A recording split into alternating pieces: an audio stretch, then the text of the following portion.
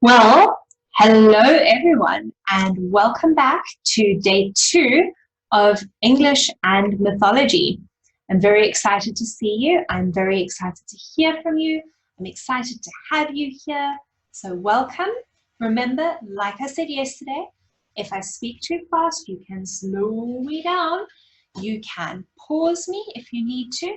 You can rewind if I wasn't clear. And what I would love for you to do today is have some paper and a pen or a pencil for anything fun and interesting that we do that's new. So I'm really excited. I want lots of energy and I hope that you have fun with me today. So, like I said last time, I am English teacher Ari, and this is a lesson aimed at students aged 11 to 14. This is day 2 of mythology in English, and we're going to start with a tongue twister like we did yesterday. So slowly together, red lorry, yellow lorry. Okay, now when you say this, you need to focus on the sound and where the sound comes from. So the R needs to be felt here in your throat, and the L needs to be felt here, lower down. Red lorry, yellow lorry. Okay, so I know you can do this. I want to hear it 5 times, really fast as you can, okay? 1, 2, 3, go.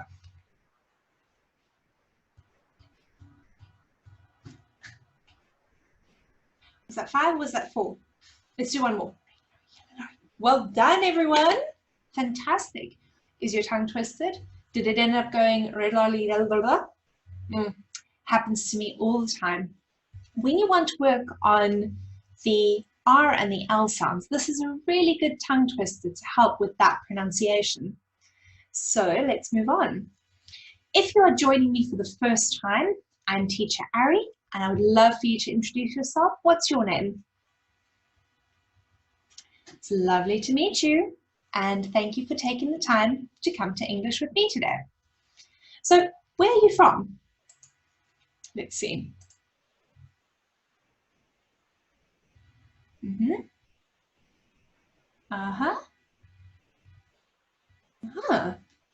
I am from South Africa, which is, where? Is it there?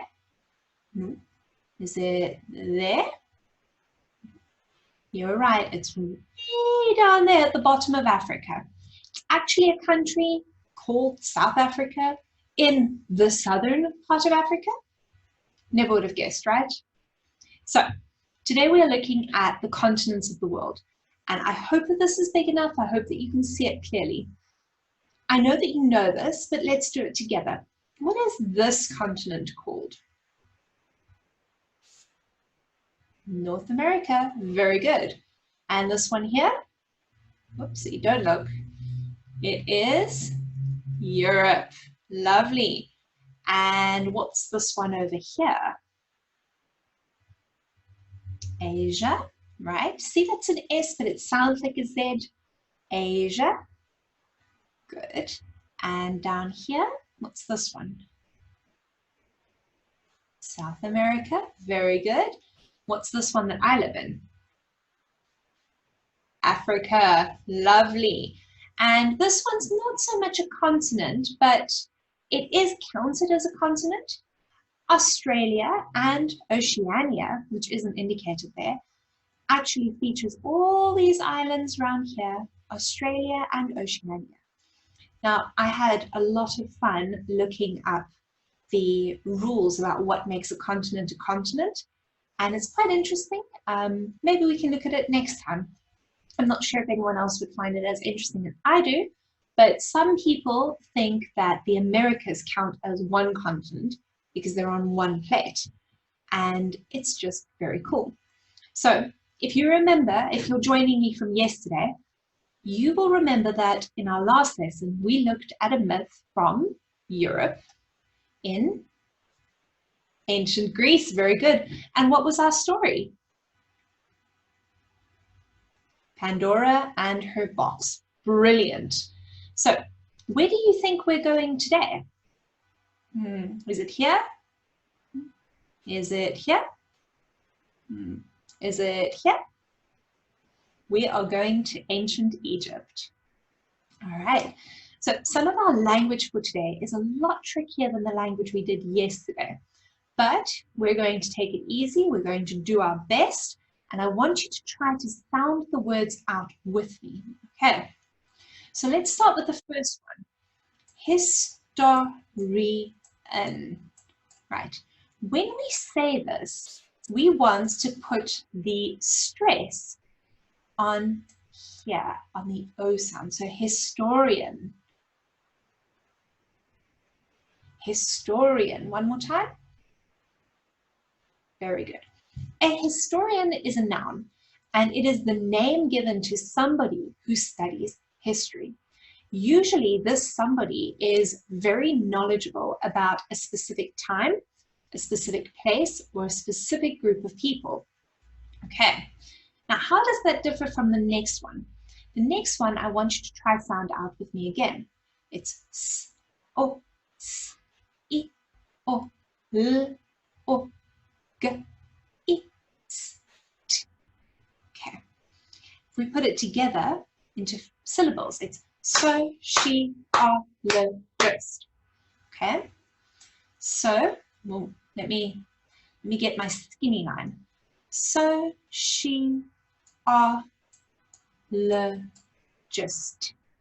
Okay, so you'll see, and this is the sound that we're working on today, is the C sound. The C goes she when it's a CI like that. Sociologist. Now, if you're telling me that sociologist kind of sounds like social, then you're right. A sociologist is somebody who studies society, studies people. Okay? Let's look at our next one, mythology. Remember mythology? Let me hear it. Very good. Mythology. Remember, it's a sound in the Y. Good. So mythology is the name that we give to a collection of stories from long ago that tell us about people or places and what they believed and how they kind of understood the world around them. So let's break that one. Mythology. G, not J, G. Right, well done. And because we are in Egypt today, it's a good idea to look at pyramid. Pyramid. A pyramid is a shape. It's a triangular shape, and it's three-dimensional. Means you can see it from three different angles, right? So let us look at the meanings. Historians, we know, are people who study history, usually a specific place or time in history. A sociologist studies human society and how it works. Mythology is a collection of myths belonging to a religion or a cultural group. And a pyramid is a triangular shape, at least 4 faces, including the bottom. Okay, let us move on. Now, this is pretty cool. Part of history, historians, and sociologists' jobs can sometimes be to be an archaeologist. We'll work on the sound now. But first, tell me, what do you think he's doing? He's digging, good. What's he digging for? He's digging for bones. It's kind of weird, isn't it? Well, not just bones. See, human bones, dinosaur bones, and relics. Relics are things that are left over from ancient societies from long ago that we can find that help us to understand the past and the people who lived in the past from before we even had writing, or cell phones, or the internet, right? So let's try to break down archaeology. I want you to try it with me because again, the C is a little bit tricky. So it's R, key, right? You see key, A, L, G, archaeology. Okay, let's try clap it with me. Archaeology. Very good, everyone. Archaeology. Now, archaeology is also a noun, and this is archaeology. Archaeology is finding things from the past, usually digging them up, finding fossils, relics, places that are underground that have been buried and lost. And that helps us to understand history and society. The person who does this, the person who does archaeology, is called an archaeologist, right? Let's break it down. Archaeologist.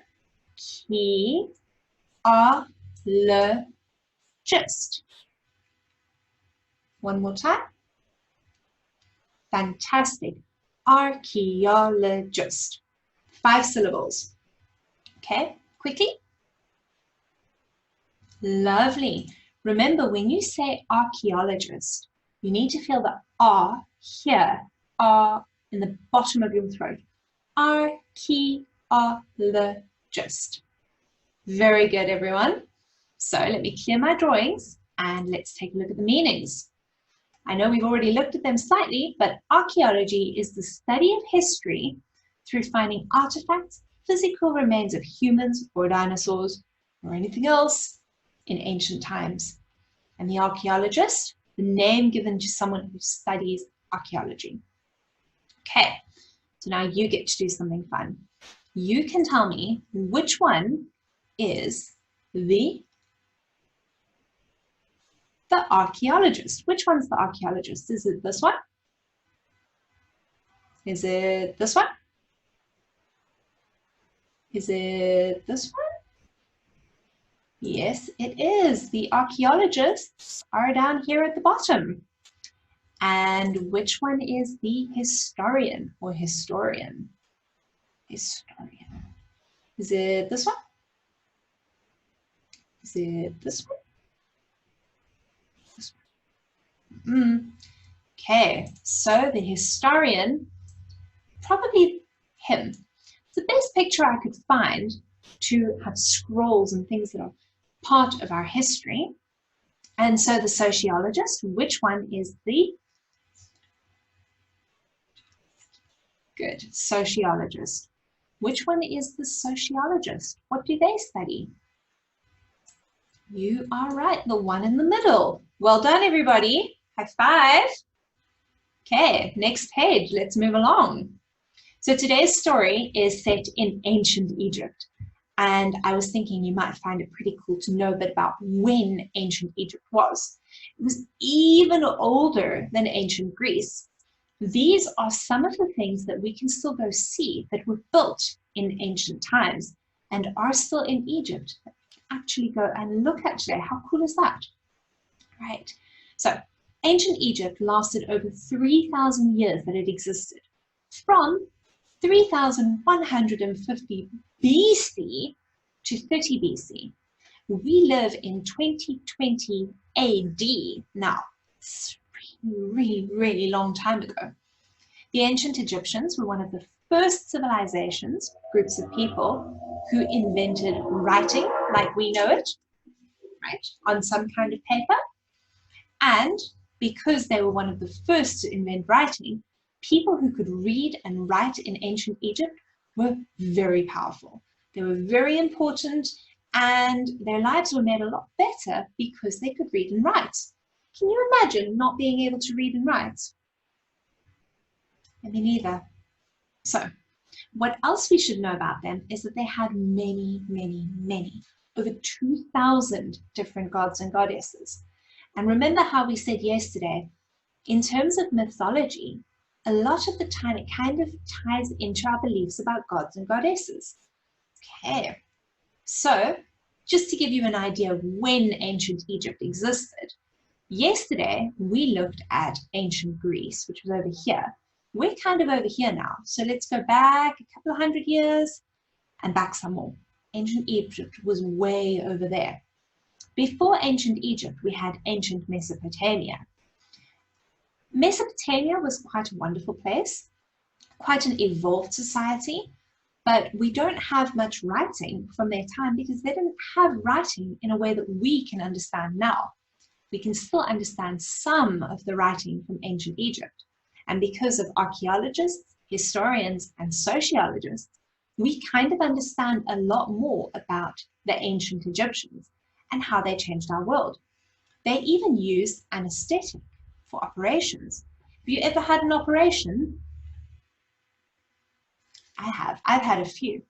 I had to get my arm broken and set in place. And you know when they put you to sleep so that you don't feel anything? What they use for that is called anesthetic. The ancient Egyptians, 3,100 years before 2020, well, probably about 5,000 years ago, they were already using anesthetic. And that's part of why they're so cool. So, for today's language, we are looking at prepositions. And prepositions show us where something is. For example, words like in, on, at, I put on there twice, I'm sorry, into, over, and under. Other words, can you give me one or two examples? Behind, very good. Anything else? In front of, lovely. Another one. Next to, fabulous. So we'll just take 3 examples for now. But prepositions tell us about where things are. And something that many people struggle with is the prepositions of place, in, on, and at, because we can also use them to talk about time. So when we use them to talk about place, when we use in, we're saying we're in Egypt. I'm in my office. You can be in a building or a country, or I can't be in my cup. Doesn't work, right? But the water can be in the bottle. So physically inside something with the thing kind of around you. And on can be physically on top of. We see this woman is standing on a camel, right? And when we use at to talk about being at a place, but not inside it. So you can be at the pyramids, which are in Egypt. You might be on a camel while you're there. For example, I am at home in South Africa on my chair, right? Okay, so let's practice. Let's do it together. Right. I've given you this one. I know you know it. I am in South Africa. Fabulous. And you are watching me. I'm hearing some people saying at. It's not quite right. Let's rather go with on YouTube. What are you watching me on? YouTube, the computer, the TV, your phone. Okay. You are where today? You are at home today. Lovely. Well done. Our story that we're going to read takes place where? In Egypt. Fantastic. And what about number 5? Read with me. He would like to ride a roller coaster. Is he in the roller coaster? Is he at a roller coaster? Is he on a roller coaster? He is on a roller coaster. So if you said in a roller coaster, I kind of understand that, but what you're telling me is inside the little bits of metal and chair that make up the roller coaster. Like you can't ride on a car, you ride in a car. If you ride in a roller coaster, you mean that the pieces that make up the roller coaster are around you. They're squished very, very, very, very, very small. Okay, is that all right? Yes. Number 6, she traveled a hot air balloon once. She traveled in a hot air balloon once. Very good. And number 7, they were, where were they? They were at a concert a few weeks ago. Lovely. And our last one, number 8, I'm staying at home for a few weeks. Well done. You all deserve high fives because you are all superstars.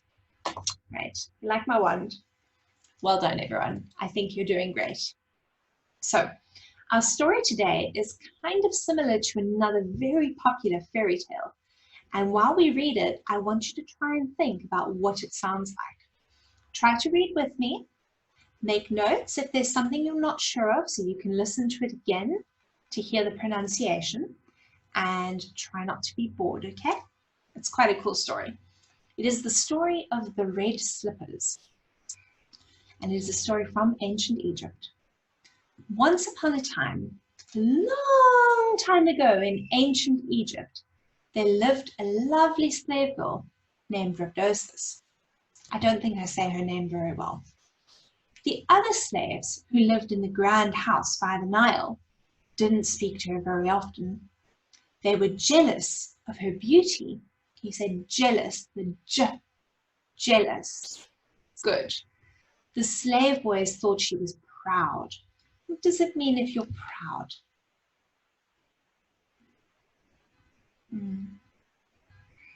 Means you think a lot of yourself. Certainly, Rhabdosis was beautiful. She was not proud. She was gentle and very shy. She barely remembered her life before. She had been captured when she was quite young. The only thing she had left from her former life was a beautiful pair of red slippers. Rhabdosis treasured her slippers and kept them hidden from the other slaves. Sometimes, when she was all alone, she would take her slippers from their hiding place and hold them up to the sun or the moon. It always made her feel better holding her slippers, watching the stones sparkle in the light. They were not real stones, Rhabdosis knew that, but they were beautiful just the same. One night, exhausted from a day filled with work, Rhabdosis took her slippers from their hiding place. She held one slipper up to the moon, turning it this way and that. She lost herself in the glittering stones, feeling better than she had all day. It was so fast, the eagle came out of nowhere. He disappeared into the moonlit sky. His prize, one bright red slipper, clutched in his claw. Stunned, Rhabdosis slid the shoe that she had left back into its hiding place. So, what do you think is going to happen next?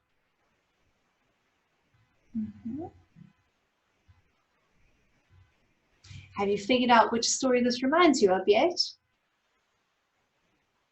Yes, I can hear some of you have got it. Well done. If you don't, it's okay. We'll get there. And do you think that she'll get her slipper back? I hope so. Let's cross fingers and hold thumbs. Okay. Far away, Pharaoh. Who was Pharaoh? Pharaoh was the king. Yes, he was the most important person in Egypt. Can you say Pharaoh? Pharaoh. You see PH over there together. That makes a F sound. Pharaoh was sitting in his garden, listening to his vizier. Vizier. Yes, vizier. Now, who or what is a vizier? Your vizier, or Pharaoh's vizier, was somebody who used to give him advice and was like the second most important person in the whole of ancient Egypt. He was the most important person to the Pharaoh because he used to help advise the Pharaoh, tell him about what was happening in the country and how to run things. And the ancient Egyptians believed that Pharaoh was the most important person underneath the gods, and that the gods had given Pharaoh the right to be in charge. So it was absolute rule. So far away, Pharaoh was sitting in his garden listening to his vizier when an eagle flew into the garden. The eagle dropped a bright red slipper into Pharaoh's lap and soared away. Pharaoh and the vizier stared at each other in surprise. The woman who owns this slipper must be very rich, the vizier decided. Why would they say that? I thought the jewels were imitation. They weren't real. Maybe there's more to the story than we know. Okay. I can ask the officials in each city to see if anyone has reported a missing red slipper of great quality. Was it good quality? Yes, it was very good quality, covered with jewels. Pharaoh turned the shoe this way and that, watching the stones glitter in the moonlight. Yes, my vizier, do what you can to find her. 4 days later, one of the vizier's officials reported that he had found the young owner of the ruby red slipper. She was a slave in a great house on the Nile. See, on the Nile, right? Right against the Nile. The vizier did not believe a slave would own such a beautiful slipper. So he decided to visit Memphis, one of the big cities in ancient Egypt, and see this slave girl for himself. If she had lied to an official, she would be punished. When the vizier demanded Rabdos's proof she was the owner, she pulled the matching red ruby slipper from its hiding place. The vizier sat thinking for a moment. I believe Horus, the son of Isis and Osiris, sent Pharaoh an eagle with a message. You, my child, are coming with me back to the palace. Now remember I said that the ancient Egyptians had over 2,000 gods. Yeah? So Horus, Isis, and Osiris were 3 of their most important gods. And if you want to read more about them, I'll leave some links at the end of the story so that you can go find out some more for yourself. But Horus was basically the most important underneath Ra, and he kind of led all the gods. His symbol was an eagle. The family did not want to lose a slave, but no one argued with the vizier. The vizier handed the owner of the grand house on the Nile a bracelet of gold in payment for the slave girl. All the way back to the palace, the vizier smiled and nodded. How surprised he'll be, and happy. I have no doubt he will be happy. He was right. Pharaoh and the slave girl soon fell in love. They were married in the spring, and they lived happily ever after. So, do you know which story this reminds you of yet? Cinderella. Very good. And in your own language, are there any stories that are similar?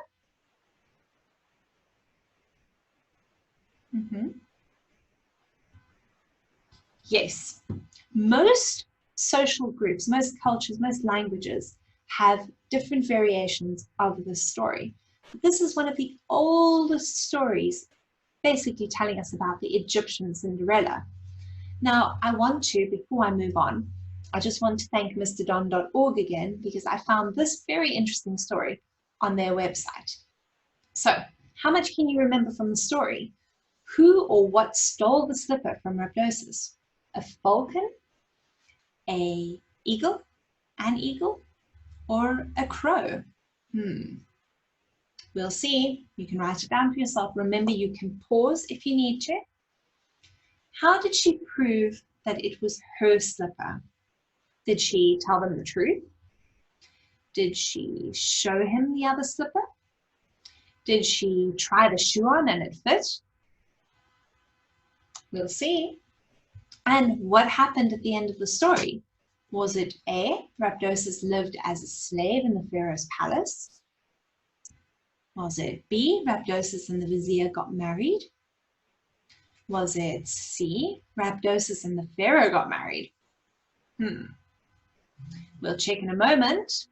So, before we finish up today, I want to give credit and acknowledge Ducksters.com, because their website was fantastic. There's a lot of information about ancient Egypt there if you want to learn some more. Again, mrdon.org, lots of information about historical civilizations. Then the pictures that I found came from Wikimedia's Creative Commons. And if you want to actually watch a short video about how the ancient Egyptians believed the world was created, you can do that on ancientegypt.co.uk/gods/story/main.